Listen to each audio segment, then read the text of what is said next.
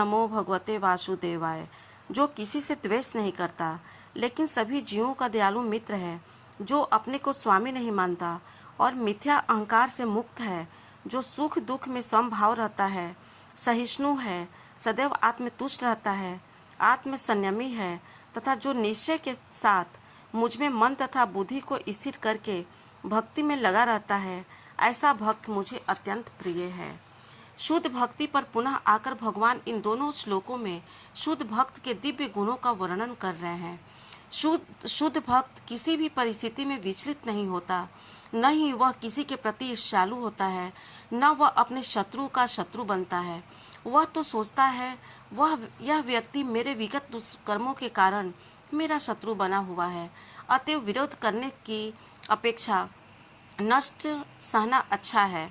जब भी कोई भक्त मुसीबत में पड़ता है तो वह सोचता है कि यह भगवान की मेरे ऊपर कृपा ही है, मुझे अपने विगत दुष्कर्मों के अनुसार इससे कहीं अधिक कष्ट भोगना चाहिए था। यह तो भगवत कृपा है कि मुझे मिलने वाला पूरा दंड नहीं मिल रहा है, भगवत कृपा से थोड़ा ही दंड मिल रहा है। अतएव अनेक कष्टपूर्ण परिस्थिति में भी वह सदैव शांत तथा धीर बना रहता है।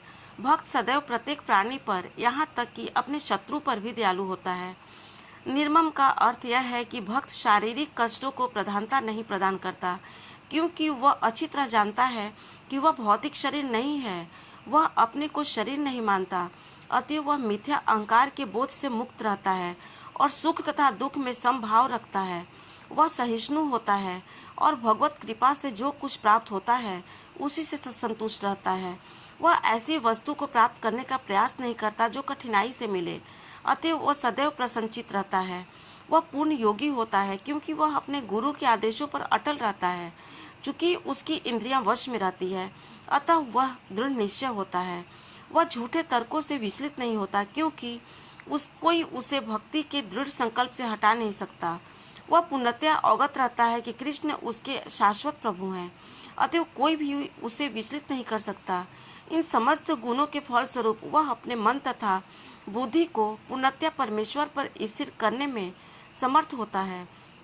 भक्ति का ऐसा आदर्श अत्यंत दुर्लभ है, लेकिन भक्त भक्ति के विधि विधानों का पालन करते हुए उसी अवस्था में स्थित रहता है और फिर भगवान कहते हैं कि ऐसा भक्त उन्हें अति प्रिय है, क्योंकि भगवान उसकी कृष्ण भावना से युक्त कार्यकलापों से सदैव प्रसन्न रहते हैं।